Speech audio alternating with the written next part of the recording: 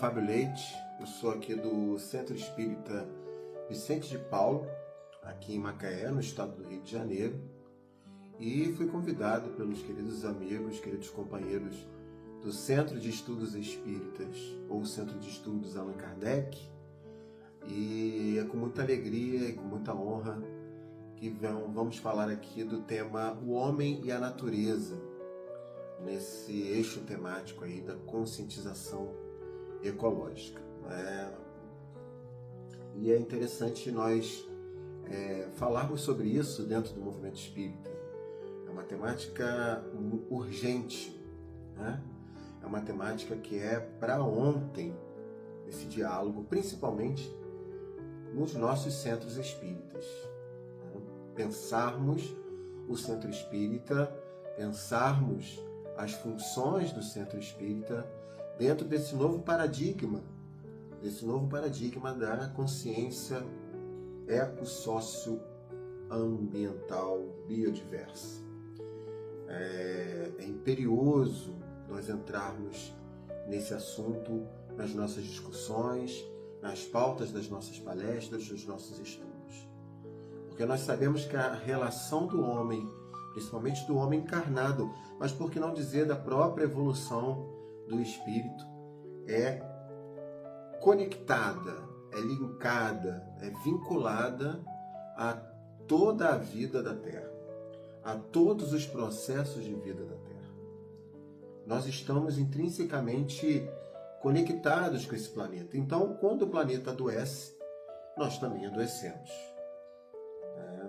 Existe uma máxima no meio ambiental, que é o meio onde eu venho profissionalmente, né? Eu sou educador ambiental, academicamente, a minha vida toda foi acadêmica e de trabalho, foi toda voltada para a questão ambiental, e há uma máxima que diz o seguinte: a catástrofe ambiental que se anuncia, principalmente hoje com as mudanças climáticas, ela não derrota a Terra como planeta, ela derrota a humanidade. E quando a gente fala disso, de que uma nova consciência é preciso se estabelecer de conexão com o planeta, nós estamos, na verdade, atuando no espaço da caridade e do amor ao próximo, do amor à humanidade, do amor à fraternidade universal. Porque quando fazemos isso, quando tomamos ações, e não são só ações individuais também são importantes, são essenciais. É uma mudança de postura ética, né? De postura diante da vida e diante dos desafios da nossa modernidade e pós-modernidade. Mas para além dessas mudanças comportamentais individuais, é necessário que tenhamos a ideia exata de olharmos a conexão com a natureza como também um processo histórico de construção de um tipo de sociedade humana que não comporta todas as vidas, humanas e não humanas, e mais que humanas para alguns de nós. Então, é preciso restabelecer essa outra ordem, que é a ordem das relações, que é a ordem que dita para nós que, quando pensamos, por exemplo, em incentivar a agricultura familiar, ecológica, sustentável, a agroecologia, agroflorestas, ou então das formas sustentáveis ancestrais, principalmente no Brasil, com as formas de agricultura, de sustentabilidade que vêm dos povos indígenas, não sei se todos sabem, mas há uma hipótese que já não é mais nem hipótese, já é quase uma certeza da ciência de que a floresta amazônica foi plantada por mãos nativas, foi plantada pela humanidade. Então, é preciso entender que ao se estabelecer essa conexão com a natureza, ao se estabelecer um movimento de respeito profundo, e é um respeito que vai para além das palavras de respeito, é um respeito que vai além dessa postura mais poética e romântica que a ecologia às vezes se traveste. Não. é o respeito de ação, é o amor à ação, é o amor como escolha que nos ensina os evangelhos, né? Que nos ensina o Espiritismo de uma forma geral e todos os livros fundamentais da doutrina do Espiritismo. Então, olhar para a Terra é olhar para a humanidade, é o amor ao próximo falado por Jesus.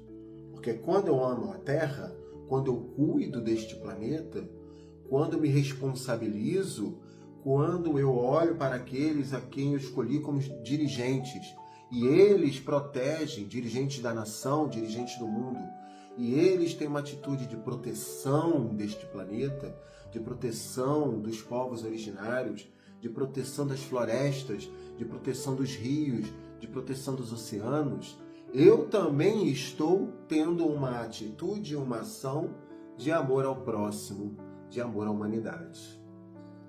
Então, uma postura ecológica de reconexão de nós, seres humanos, com a natureza, é uma postura de amor ao próximo. Amor ao próximo, se lembrarmos bem, é o principal ensinamento que Jesus nos deixou. Jesus nos coloca aqui, se pudéssemos resumir toda a lei e todos os profetas, resumiria numa única lei: amar a Deus sobre todas as coisas e ao próximo como a ti mesmo. Então, quando eu digo que um aspecto, por exemplo, de mudanças climáticas causadas por um processo chamado hoje antropoceno, que é um processo de alta interferência dos seres humanos sobre as formas de relações entre as espécies, que é o que a gente chama de ecologia. Quando no antropoceno eu digo que eu estou causando uma conturbação a ponto de causar mudanças nas formas e nos aspectos do clima, mudanças essas que vão trazer mudanças nas paisagens, morte de florestas que viram desertos, cataclismos ambientais como tsunamis, furacões, chuvas intensas, enchentes e tudo mais.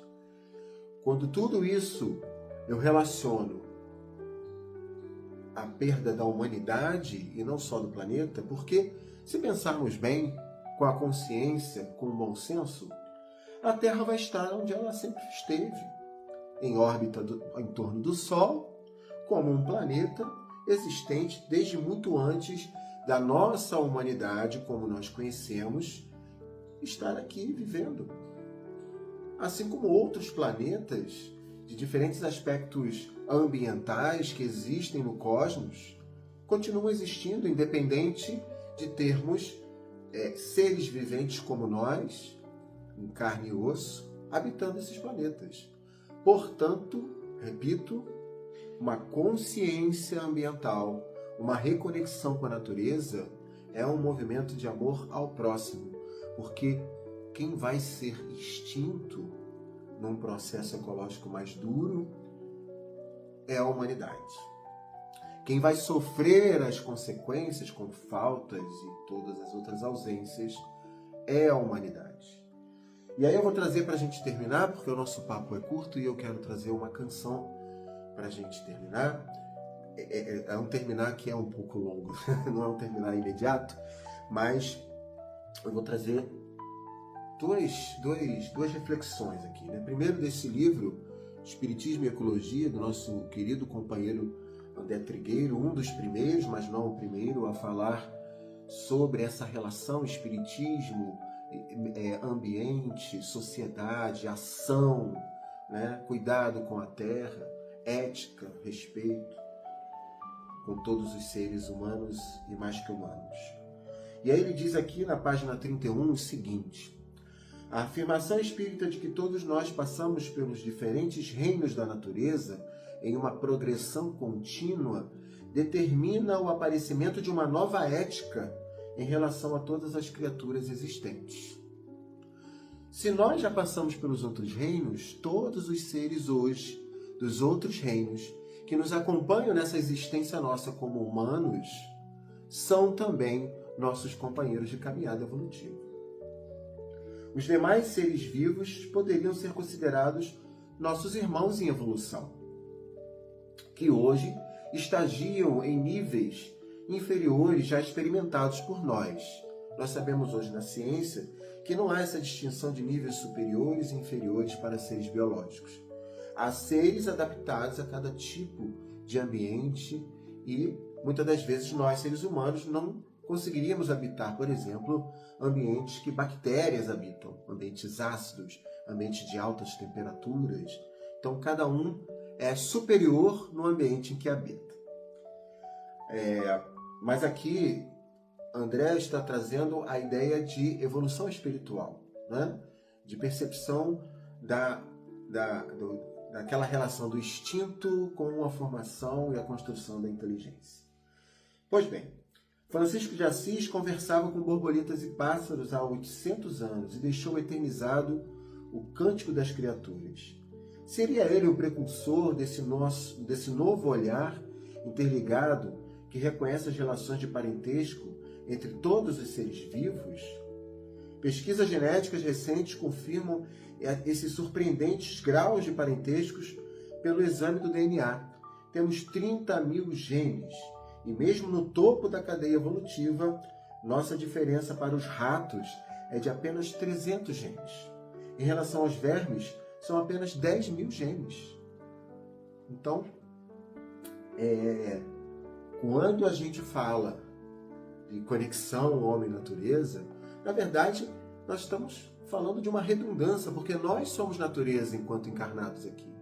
Somos 75% a 70% água.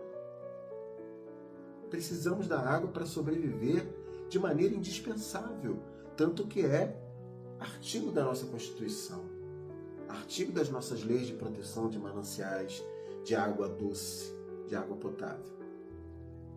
A água, o primeiro uso da água na nossa lei magna é para a dessedentação dos seres vivos, ou seja, animais, plantas, seres humanos, todos nós. Então a nossa Constituição na política defende isso, defende a igualdade na disponibilidade de água que é indispensável a todos nós e que é uma ligação química, bioquímica profunda com o nosso planeta. A molécula de água, H2O. Portanto, é preciso pensar que quando pensamos em amor ao próximo e pensamos nessa relação homem-natureza, na verdade é a mesma relação. É a mesma relação. E aí no Livro dos Espíritos, uma das perguntas que Kardec organiza na parte 3ª, capítulo 5 da Lei de Conservação, tem a seguinte pergunta: por que nem sempre a Terra produz bastante para fornecer ao homem o necessário? Veja, Kardec traz uma visão que é uma visão cultural, social, historicamente localizada e que se perdura até hoje. Como é que a gente não consegue produzir alimento suficiente para todos? E aí a pergunta que a gente tem que fazer é: será que não? Se a gente pegar num sistema micro, onde, por exemplo, você tem uma árvore que dê frutos, você consegue sozinho consumir todos os frutos daquela árvore?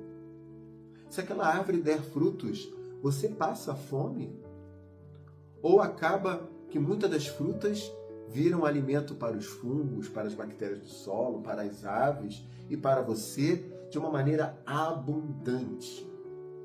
Então não é a natureza que tem a deficiência nesse processo de oferecer alimento para todos nós. E aí os espíritos respondem exatamente nessa direção. É que ingrato o homem a despreza.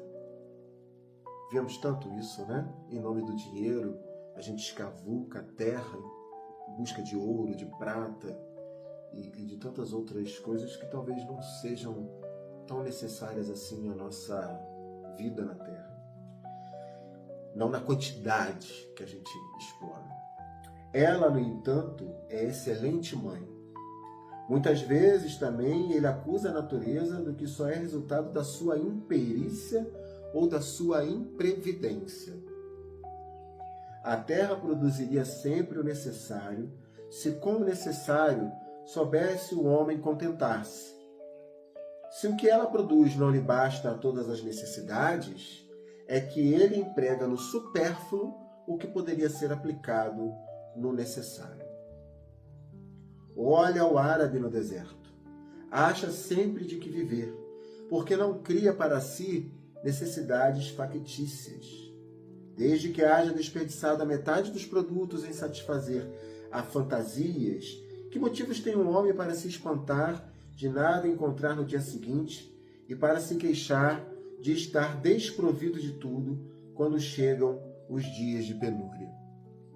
Em verdade vos digo, imprevidente não é a natureza, é o homem que não sabe regrar o seu viver. E aí na questão 706, ele fala aqui: por bens da terra, unicamente se devem entender os produtos do solo? E os espíritos respondem: o solo é a fonte primacial de onde dimanam todos os outros recursos, pois que, em definitivo, estes recursos são simples transformações dos produtos do solo. Por bens da terra se deve, pois, entender tudo de que o homem pode gozar neste mundo. Então, vocês vejam que até uma relação que é uma relação atual, contemporânea, moderna, o Livro dos Espíritos nos traz, que é a necessidade de nós, até do ponto de vista energético, tocarmos a Terra. Existe hoje já artigos científicos sobre a necessidade e o bem e a saúde que faz o contato do nosso corpo, dos nossos pés, sem calçados, com a terra, para reequilibrar processos até mesmo de saúde mental. Então, minhas amigas, meus amigos, isso foi um rápido panorama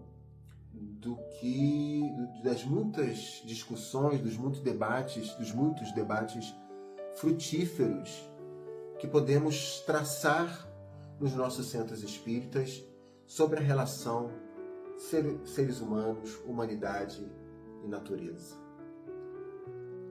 Essa é uma relação de irmãos humanos e mais que humanos. É uma relação que exige de nós a construção fiel a Jesus do amor ao próximo, do amor a nós mesmos, do amor a essa conexão profunda com esse planeta que nos permite a sobrevivência do corpo físico de maneira plena, de maneira absolutamente plena, se soubéssemos o bem viver, se soubéssemos regrar as nossas vidas a partir do nosso bem viver. E eu não digo aí só por uma questão unicamente individual. É individual e também das construções coletivas das quais nós participamos. Portanto, que tomemos a partir de agora ações, olhares, apoios àquilo ou àqueles projetos que interessam a construção desse novo mundo. Um mundo de respeito, um mundo de carinho, ternura, amor pelo planeta em que habitamos. E para terminar, eu vou cantar uma música de nossa autoria, chama-se Doutrina de Amor. É uma música que fala justamente da chegada da doutrina dentro dos nossos corações. Que ela possa tocar a todos nós, como tocou a mim quando a escrevi, e possa despertar em nós esse amor amplo, esse amor que foi nos ensinado por Francisco de Assis, que foi nos ensinado por Mahatma Gandhi e tantos outros que hoje também, Satish Kumar, Vandana Shiva, vários outros, André Trigueiro, Leonardo Boff e tantos outros nomes que nós podemos citar, que tem esse caminho da espiritualidade conectada ao amor ao planeta e ao amor a todos os seres viventes que estão aqui embaixo desse teto azul lindo que nos abençoa em todas as manhãs. Muito obrigado aí pela atenção e vamos à nossa canção.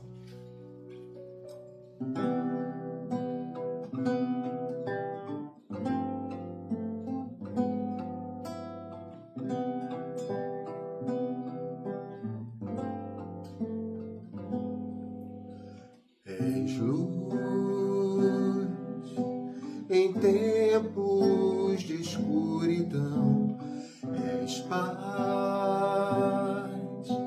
quando a revolta bate ao coração, porque és o mestre a nos consolar, porque és o mestre.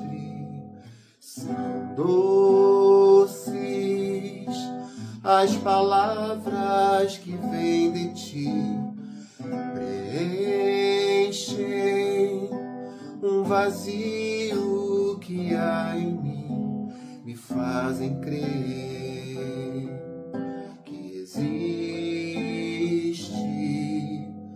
uma maneira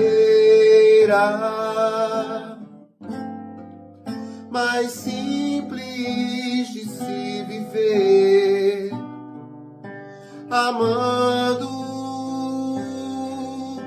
a todos como Cristo me ensinou, usando a razão, ó doutrina de amor.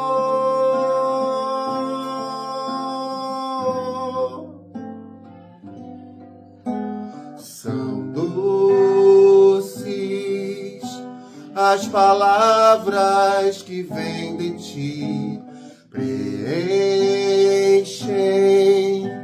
um vazio que há em mim, me fazem crer que existe uma maneira mais simples de se viver, amando a todos como Cristo me ensinou, usando a razão, ó doutrina de amor. És a luz de um novo ser.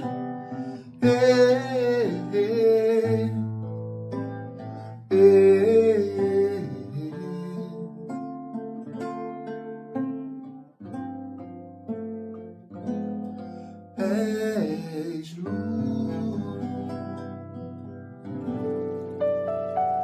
Muita paz a todos.